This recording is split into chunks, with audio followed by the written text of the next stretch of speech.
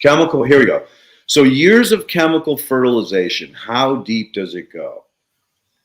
All right, this is something that it's really important to understand. There is what we call a NPK pool in the soil.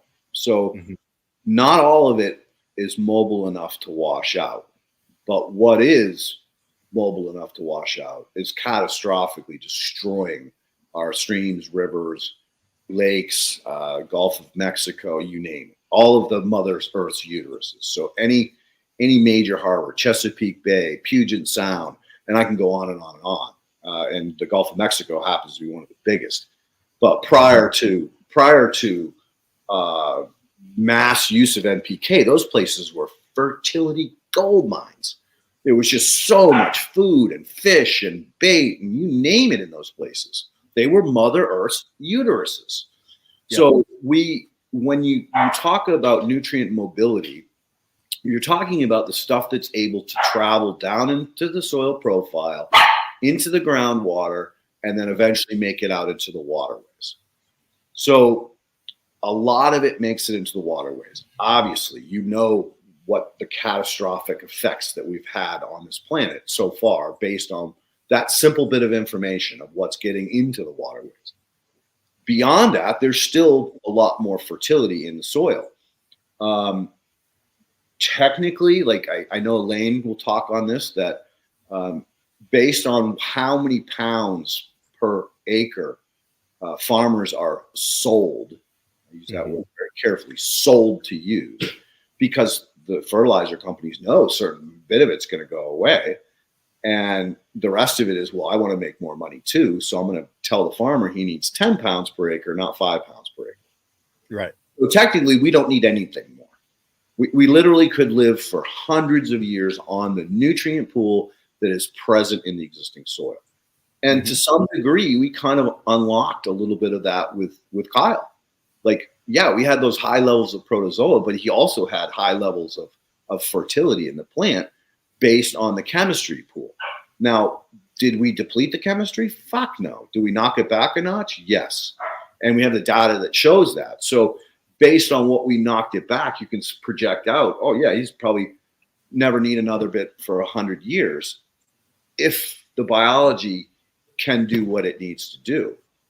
But at the end of the day, farmers all live on fear. Like, hey, if I put all that time, I mean, I'm going to work for 3 months straight, my ass off. And if there's no payday at the end of that, I'm fucked. I'm going to lose the farm. No joke, right? Yeah. I'm going to lose the lease. I'm going to lose my equipment. So they're always going to, I shouldn't say always. Right now, they're probably going to fall back if they have a setback. Whereas if they had the confidence and the complete understanding, they would understand that they don't need that anymore. It's just a matter of figuring out, unlocking the key, or not the key, unlocking the lock to those bound up nutrients in that nutrient pool that is present in the soil system. So that was a long-winded answer, but that's in a nutshell. Yeah, there's still tons of nutrient in the soil, even though a shit ton of it got washed into the waterways. Well, it's just the biology needs to be there to break it out of the sand, silt, and clay that actually exists in the soil structure, because it's most of your micro and macronutrients are in the sand, silt, and clay already. Yeah, absolutely. And even on top of that, there's still tied up nutrient from years of fertilization. And it's just, exactly. You can't unlock it. I mean, phosphorus is a great example of that. Organic phosphorus is impossible to break down without aquatic microbes that are phosphate solubilizing bacteria. We know what is it?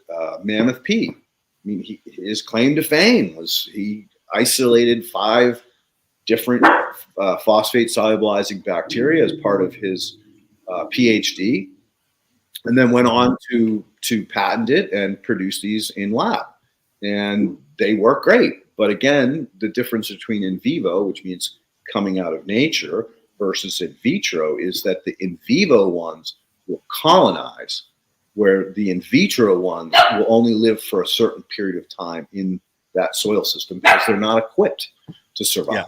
They're only equipped to stay alive for so long, and then they get wiped out. Yeah.